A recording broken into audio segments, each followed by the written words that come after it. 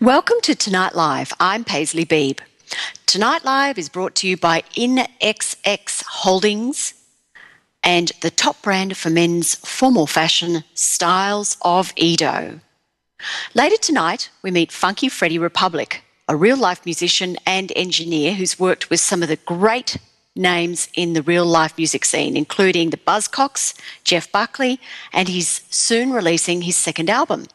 We also meet Munro, who is going to talk to us about why vampires are all the rage right now, with games, books, movies, TV shows and marketing all targeting the latest craze for vampires and spooky stuff in general. But first, just this week I was looking at a picture of a woman in a magazine who is a cancer survivor. She was an attractive-looking woman, and the picture must have been taken during her treatment because she was wearing an interesting-looking scarf, a sort of Asian or Indian scarf with tassels on it. It was tied very professionally, and I thought, wow, that looks nice. And then I wondered, if I had cancer and lost my hair, would I be a wig wearer, a scarf wearer, or happy to be bald? I guess the bald bit depends a lot on what your head looks like without hair, and I don't think I've ever seen it without hair. I was even born with hair, so there you go. I don't know, but I wondered what it was about each of the people that made this decision choose the decision that they did, whether they wore a wig, wore a hat or a scarf, and what they felt about their appearance at the time. How important was it to these people to retain some of their look and their image? And in fact, how many people just give up? In Second Life, since 2006, there has been a program which mirrors the American Cancer Society's real-life program, which is called Look Good, Feel Better. It's open to both men and women who are currently in treatment, in recovery, or in remission. Cinders, Vale and Boot Janice are coordinators of the program here in Second Life. Welcome to Tonight Live, Cinders and Boot. Thank you very much, Paisley. Thank you, Paisley, for having us. Boot and Cinders, how did you get involved in this initiative in Second Life? Perhaps, Cinders, we can start with you. Well, back in 2007, I was nominated for the program, which at the time was called Digital Do-Over Survivors Edition. So I had a head-to-toe makeover, and it was the highlight of my year. It was an absolutely wonderful experience. And the following year, I was asked to be the coordinator for the next version of the program. Boot, how did you get involved in the program? This is my second year with ACS, and I was nominated as one of the mentors to do the makeovers for the participants. How did the program get started in Second Life? The American Cancer Society came into Second Life around 2007, and they decided it was time to bring in the virtual version of the real-life program, Look Good to Feel Better. And it has been under different names, but now it is called the ACS Makeover Magic Program. And its goals are still the same, to give makeovers to those cancer survivors who are either in treatment, in recovery, or remission. And because we depend so much on our caregivers, here in Second Life, we included them into the program. Okay, so in real life, how long has the program been running for, and what are the results of the program? The program started in the late 1980s. There was a Personal Care Products Council was asked by a doctor friend to make over one of his patients. And this individual found the results so amazing for the cancer patient that he then went and started contacting other cosmetic companies and artists about expanding it and making it more than just an occasional one-on-one. And So what were what were some of the results? Did it have an effect on their recovery? Yes, it definitely did. because when you can look in the mirror and see something other than your chemo parlor or the loss of your hair, it can just give you a boost in your confidence, and that can make a difference to your recovery. In the first half of 2009, the feedback was more than 96% of the women involved in the program found it very useful in improving their self-esteem, and that they were very satisfied with the program. So how does the program work in Second Life? In Second Life, we select people who are nominated from the SL Cancer Survivors Group and the SL Cancer Caregivers Group. We normally do about 6 per year, though in 2009 we did 2 groups of 6. And then we assign mentors to each participant to help guide them through the makeover process. And it is their choice whether they want a full head-to-toe makeover or they only want a partial makeover. And on what criteria do you select people? So they don't nominate themselves, you select them? Yes. We make an announcement in both of the groups, and then people send in nomination note cards giving the reasons why they think this person should get a makeover. And then they are gone over, and then the names are selected. We do contact them first because sometimes an individual is in treatment and they are just not physically up for the program, in which case we certainly understand that. Has anyone ever, when you've approached them, actually been insulted and said, hey, I think my avatar looks pretty good? No, if it's anything has been said, it's been more in a joking manner, or it's in one case, I don't look that bad just because I'm still wearing my original skin. Yes. Yeah, to whom? So how do you deal with that? Do you just kind of say, oh, well, I'm sorry and move on? Or do you actually talk them through it? Or do you tell them the benefits of what the program is other than just outward appearance? I tell them the benefits, and in that particular case, the aforementioned gentleman had been in here for quite a while. His wife had also been nominated, and I rather think while she was sitting on the other side of their desk, it was, honey, we're doing this. Ah, so yes, well, I can understand that, yeah.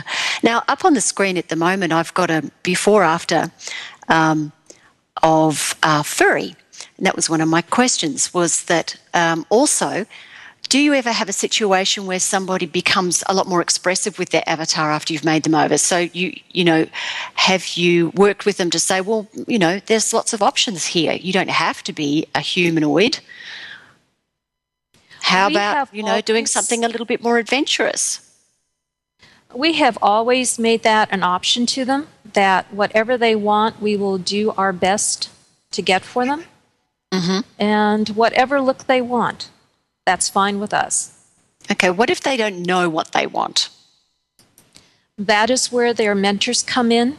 The mentors are to listen, get to know them, and do their best to show them some choices that will help them head towards the look that they would really love to have.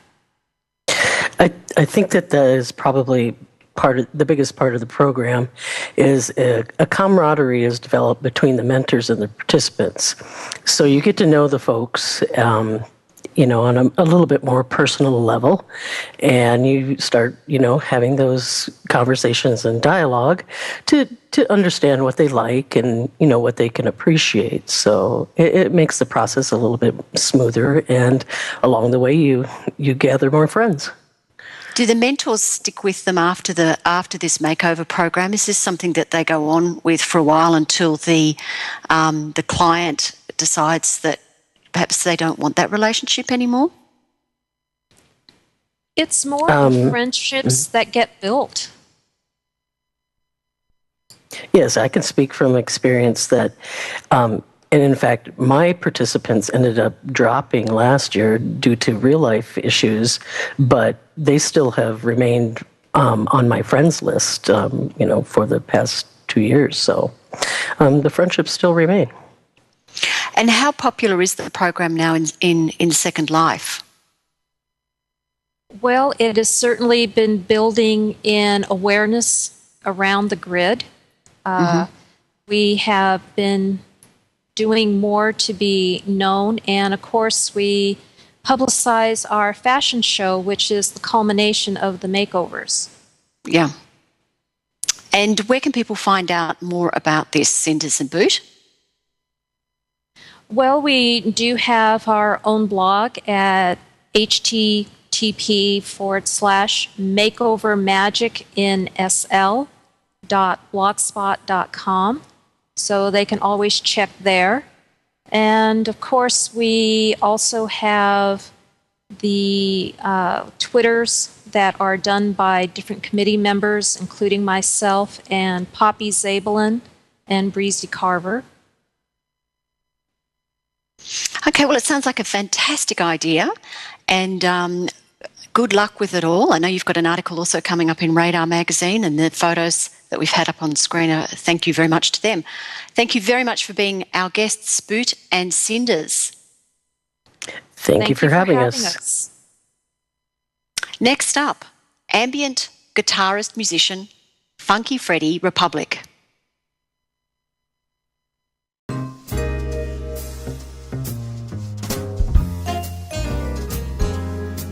Elegance with an Edge, Goddess Apparel strives to help each woman find her inner goddess by providing high-quality ball gowns and cocktail dresses, togas and silks, period clothing, and masks. Oh, and for you men, Goddess has a line of sports jerseys, all in 6 store locations to better serve you.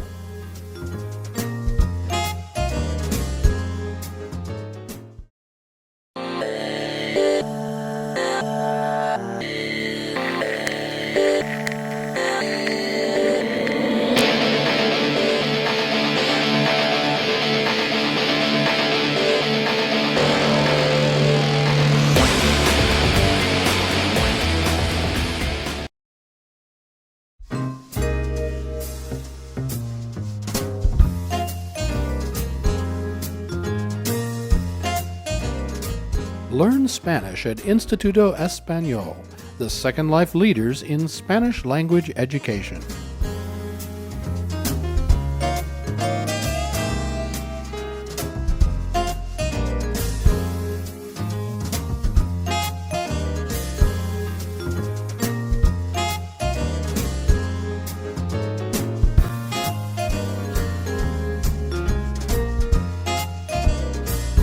The Georgia Institute of Technology is seeking experienced Second Life participants from the Washington, D.C. area for a study about real-world personality and avatar behavior. Compensation will be offered and any identifying information will be kept confidential. For more information, contact virtualworldstudy@gmail.com or I am Rex Romanos.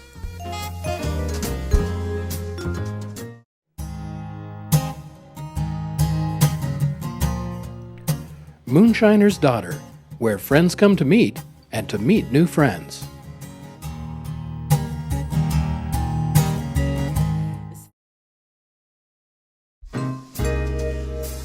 The top brand in men's formal fashion, Styles of Edo.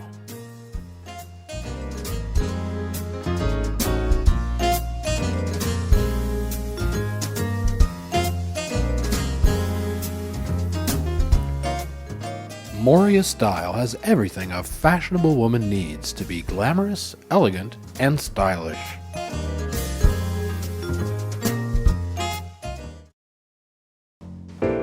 Nat's Jazz Club and Village, the place for classic jazz and blues. Good people in an elegant and friendly atmosphere, and great music at Nat's Jazz Club, where you'll always find jazz for the sophisticated listener.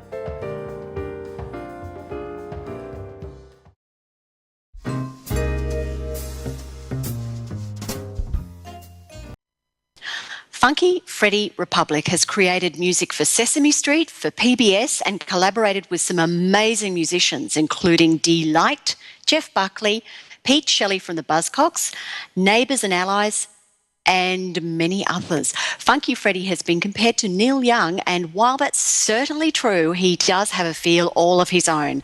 Please welcome to Tonight Live, Funky Freddie Republic singing his tune, Montreal.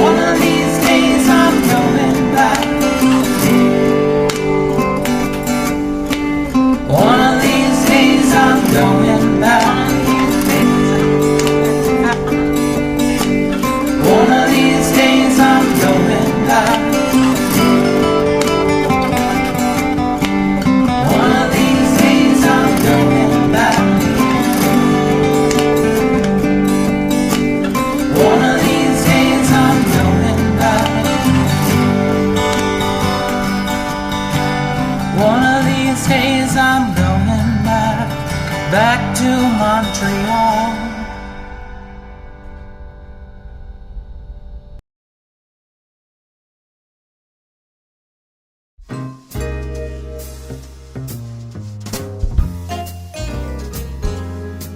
Elegance with an Edge, Goddess Apparel strives to help each woman find her inner goddess by providing high-quality ball gowns and cocktail dresses, togas and silks, period clothing, and masks. Oh, and for you men, Goddess has a line of sports jerseys, all in 6 store locations to better serve you.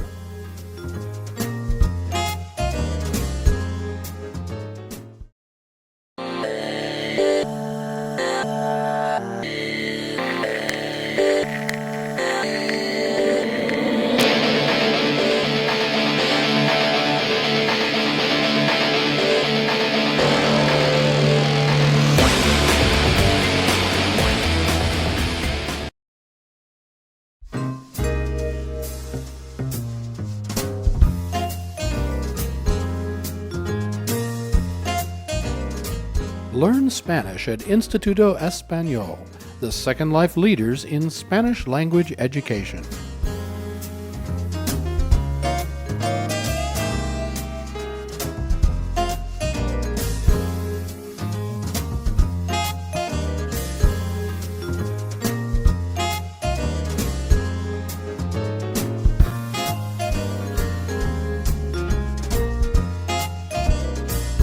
The Georgia Institute of Technology is seeking experienced Second Life participants from the Washington, D.C. area for a study about real-world personality and avatar behavior. Compensation will be offered and any identifying information will be kept confidential. For more information, contact virtualworldstudy@gmail.com or I am Rex Romanos.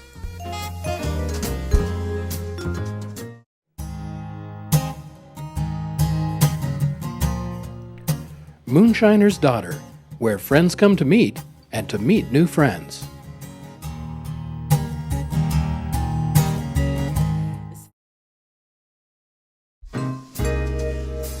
The top brand in men's formal fashion, Styles of Edo.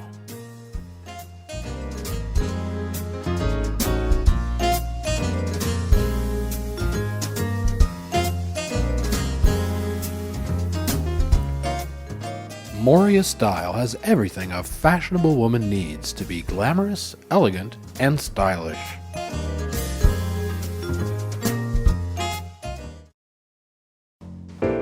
Nat's Jazz Club and Village, the place for classic jazz and blues. Good people in an elegant and friendly atmosphere, and great music at Nat's Jazz Club, where you'll always find jazz for the sophisticated listener.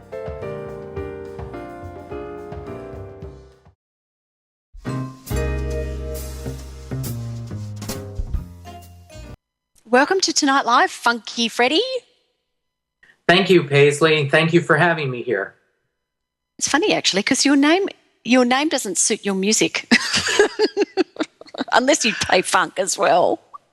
Well, actually, I got that nickname in high school because I was the only white guitar player in Pennsylvania at that time where I lived that could play funk music.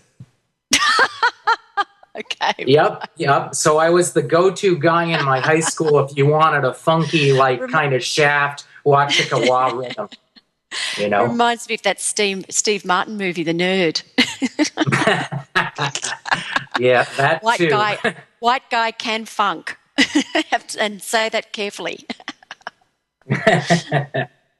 My husband's name is Freddie. It's a very unusual name. And he gets called everything but Fred half the time. He gets called Brett, Brad, anything but Fred. Really? Okay.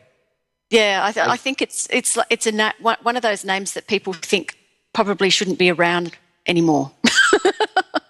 Oh, wow. And the usual Freddie Frog, of course, he gets that. I love that song. What a great song.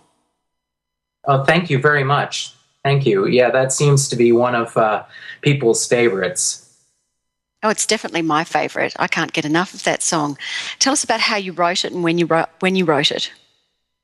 Well, I have a girlfriend lives near Montreal, and so I used to go to this, back and forth from New York City, and so that you'd have the trip through the Adirondacks, where I do a lot of hiking. I'm a avid outdoorsman as well as musician, and so it's just the leaves turning on the trees, the geese flying south, and I've actually been writing that song about 3 or 4 years.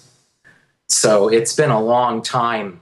I had the chorus. One of these days, I'm going back to Montreal for years before I actually got the verses together.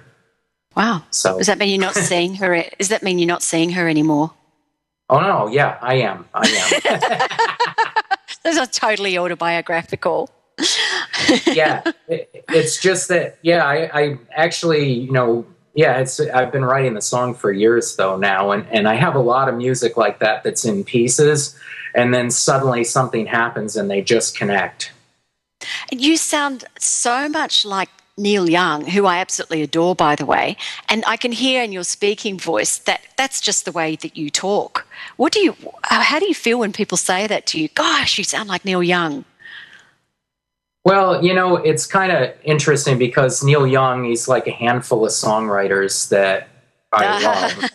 My favorite songwriter, Dylan, is another one, Lennon, McCartney, the Beatles. But it was like for a while I wasn't really into Neil's music at all. As a guitar player, I was into all kinds of stuff like jazz and prog rock and blues.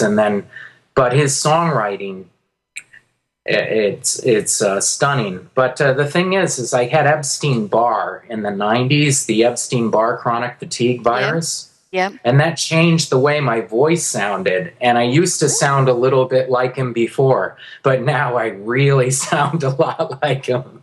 Yeah, you do. Yeah, I don't know. I think he's a distant cousin of mine, actually. Well, you even look a little bit like him in the real life pictures that I saw as well. So I wouldn't be surprised about that. Now, you've done some really interesting things with your real life music. You've written for Sesame Street. What did you write for Sesame Street? Well, a lot of really funny animation music for counting segments and recycling segments and all kinds of animal segments. And I got the gig with Sesame Street because I used to do music for a company called Co-Directions, and they did a lot of stuff with PBS. And then they started doing stuff with Sesame Street, so I kind of followed them in there. I suppose if you'd written that song about being green for the frog, you wouldn't be sitting here on this couch. You'd be a very wealthy person living in Montreal. Yeah, I kind of wish I'd written that song. Yeah. What Kermit the Frog song? What was it called again? Something about being green. Yeah, it was really, really popular. The thing about Sesame Street, which people don't know, and writing for television in general, is when they syndicate the shows like that, they run them forever. And so, I still get royalties from shows that I did like 12 years ago, 15 years ago, because they're still running them in Germany, Israel, Japan. It's incredible, actually. That's a great gig then. Yeah, everyone's yelling at me. It's called It's Not Easy Being Green. That's right. Yes. Yeah, that's the one. Yeah. And Delinda asked me before the show to ask you about your connection with David Bowie. And of course, I have to ask you that question because I am a huge fan of David Bowie, always have been. Oh, I was too. I was too. I remember that I wasn't a big fan before I really went to one of his shows. And I went to one of his shows and I was floored. It was like a flawless performance. But I met David Bowie at CBGB's. I'm in a band called Neighbors and Allies, and we're kind of off and on again. We've been off and on again since the 80s.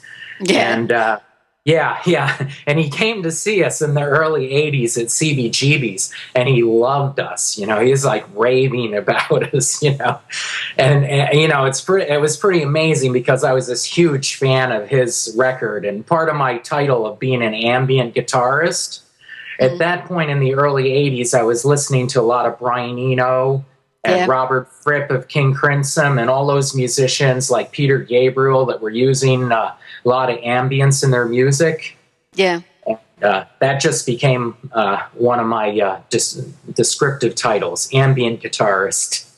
I was going to ask you about that. So you didn't see any more of David. It's strange, isn't it, when you get someone like that watching you? It puts you on edge. That happened to me over here in Australia. Somebody stopped by and watched me who was very famous over here, and I couldn't relax. All I was thinking was, oh, that person's in the audience watching me. What did you think when you found out he was watching you live? Well, Did it freak you out a bit? Were you freaky Freddie then?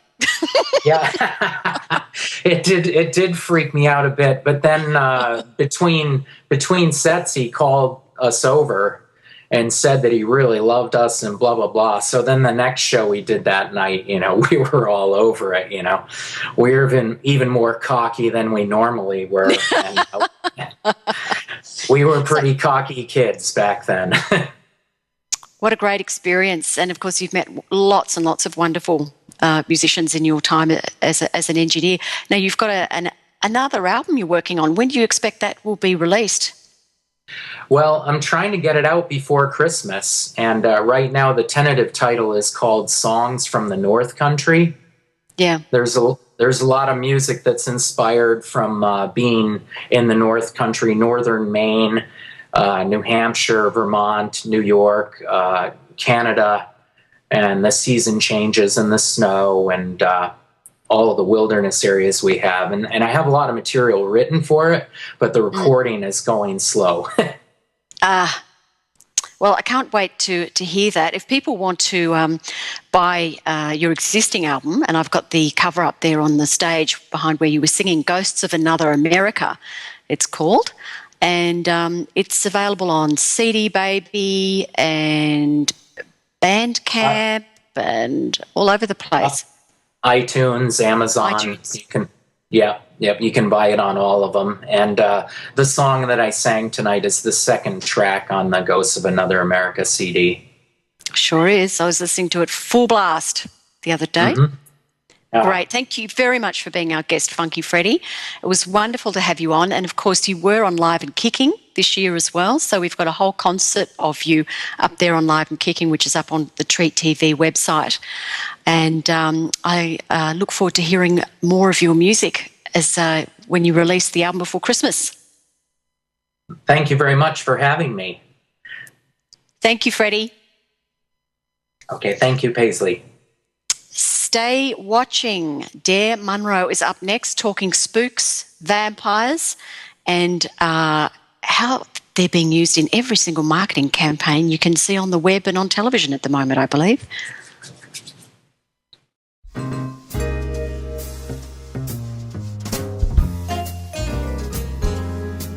Elegance with an Edge, Goddess Apparel strives to help each woman find her inner goddess by providing high-quality ball gowns and cocktail dresses, togas and silks, period clothing, and masks. Oh, and for you men, Goddess has a line of sports jerseys, all in 6 store locations to better serve you.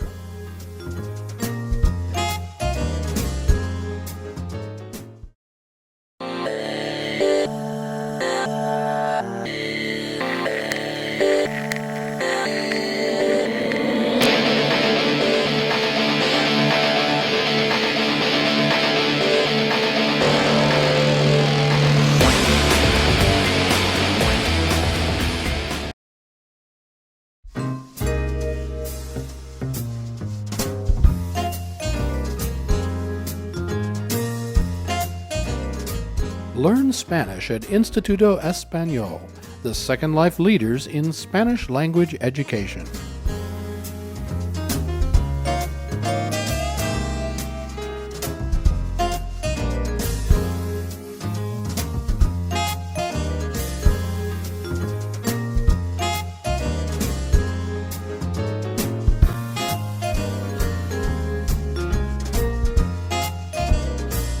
The Georgia Institute of Technology is seeking experienced Second Life participants from the Washington, D.C. area for a study about real-world personality and avatar behavior.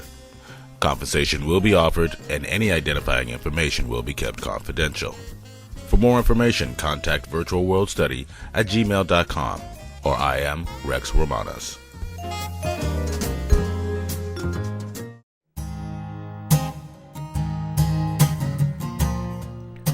Moonshiner's Daughter, where friends come to meet and to meet new friends.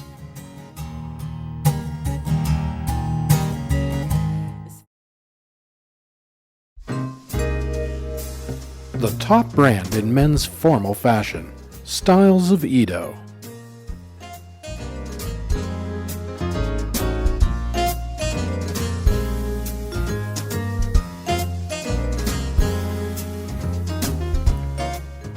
Moria Style has everything a fashionable woman needs to be glamorous, elegant, and stylish.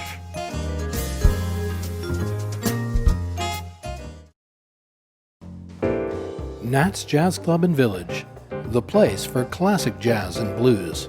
Good people in an elegant and friendly atmosphere, and great music at Nat's Jazz Club, where you'll always find jazz for the sophisticated listener.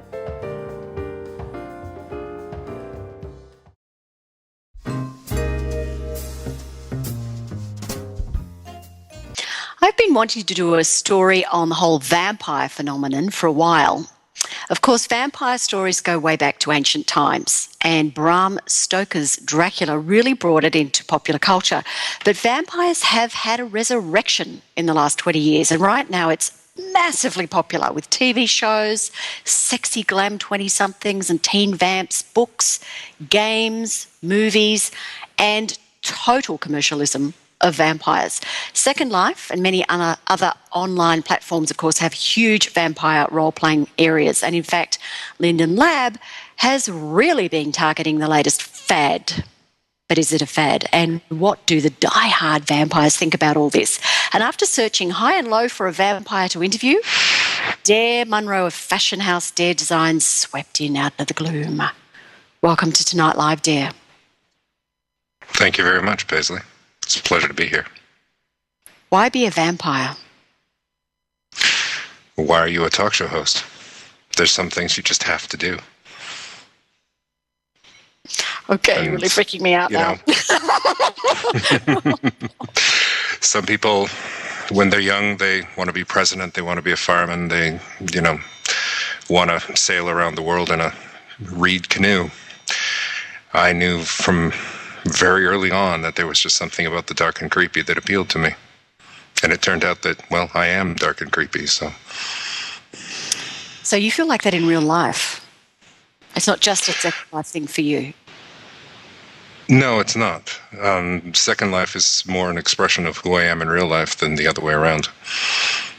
How was it when you discovered Second Life and you discovered that you could do a lot more in Second Life to express the inner you through vampirism, if that's what you call it in Second Life?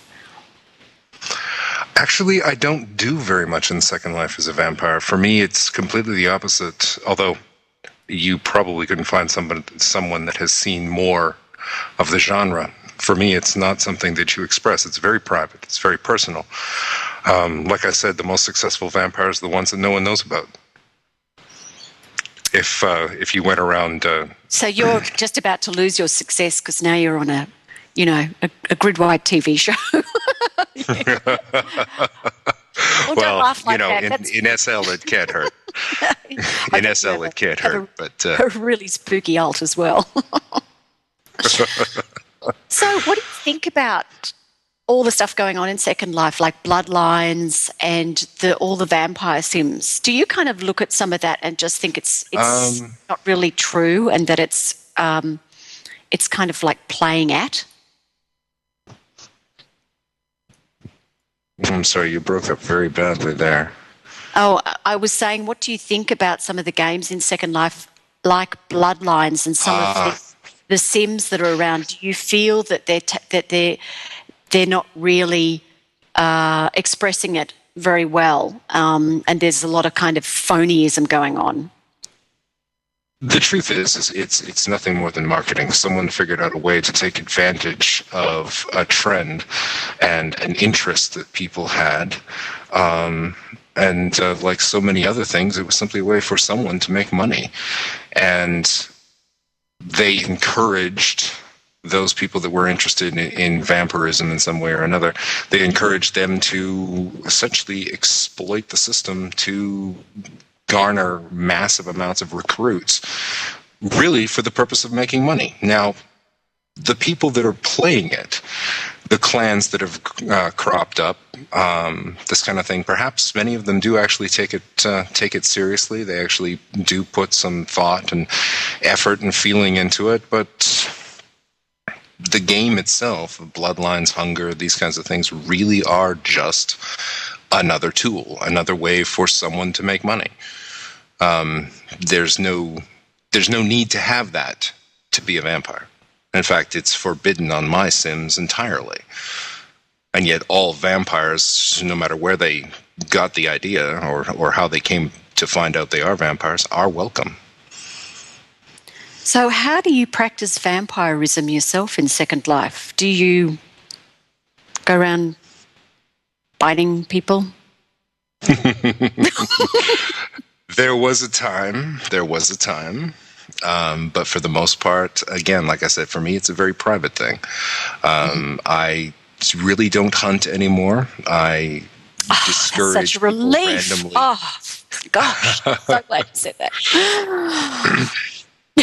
I even have a werewolf.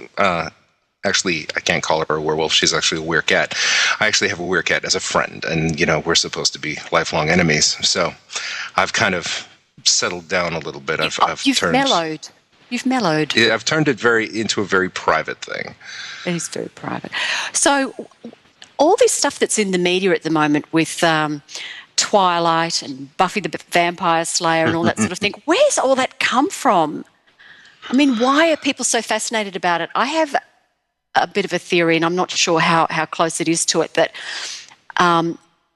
that particularly America at the moment is extremely conservative with showing sexuality in their sort of television shows, and that this is in some way like a substitute for it, because they're sexualizing it a lot. And all the vampires, as you can see up here on screen, look absolutely gorgeous. And of course, in the old days of Nosferatu, or whatever his name was, and Dracula, they weren't that great looking.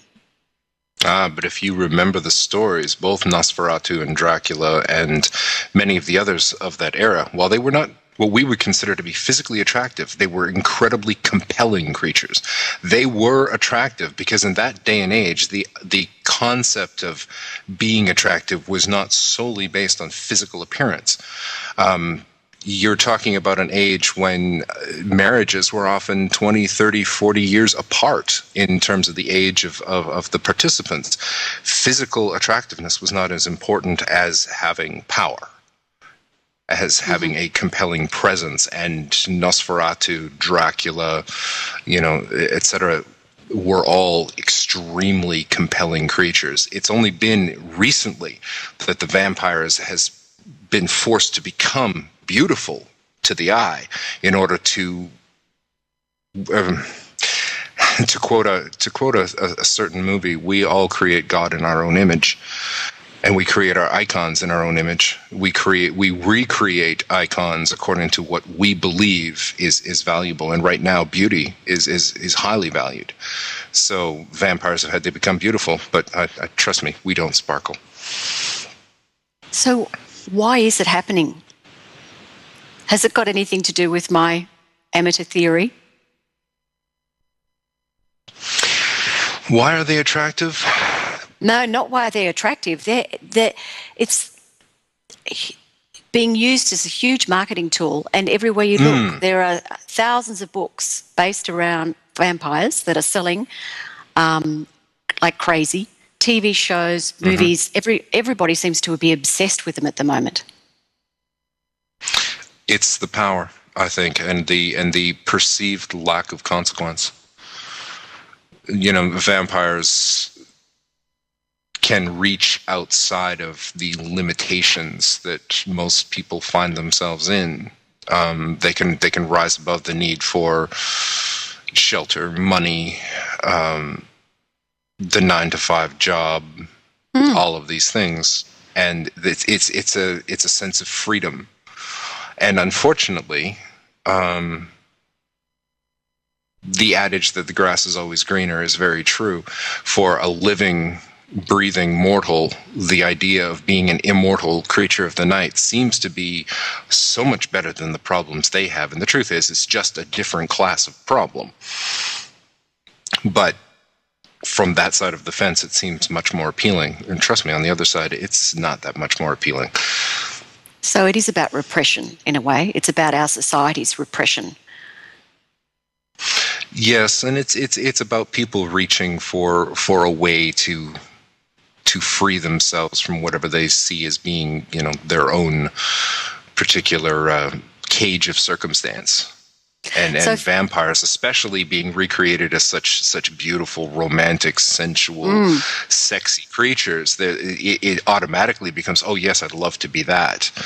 Before vampires, you just look back through the past few decades, and before vampires, it was dancers, or it was actors, or it was mobsters, gangsters. What is being iconized right now has a lot to do with what Hollywood believes will sell. Well, they're very dangerous, aren't they? And people get attracted to that sense of danger. Both attracted to it and wanting to possess it. Many people feel powerless in this day and age. It's very easy to feel utterly repressed and powerless through everything from the price of your coffee to the tax form you have to fill out every year, and the idea of being a power, just so utterly self-contained. Is anybody getting it right, Dare? Is there anything that you've seen, any movies you've seen or books or anything where you think, yep, they're getting it right, the rest is just rubbish? That is extremely subjective. For me personally, very few. I think that a lot of people have a piece of it. They have a toehold on the entire picture, and you sort of have to take what's common amongst all the different presentations and look at that to get an idea of what's right. But then again, what is right as a vampire changes depending on where you go in the world. The legends from Central America and the legends from Greece and Eastern Europe, or Spain or England or wherever you go, they're all slightly different, and yet everyone knows what a vampire is. Yes, they do. So what did you think when you saw Linden Lab advertising "Come be a vampire in Second Life"? I thought the same thing as I just recently saw on a television show, the response to by the characters of the show seeing representation very similar to Twilight. They said that these aren't vampires, these are something bags.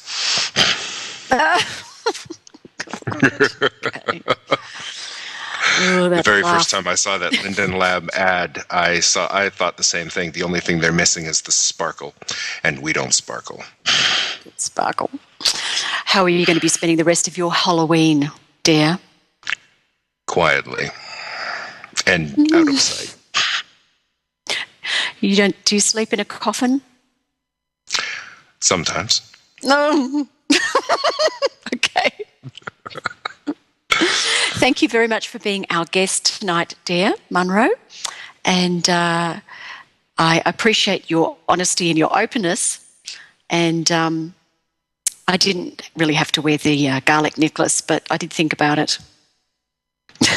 I'm so glad to hear you're not hunting anymore. Puts us all at ease here in the studio.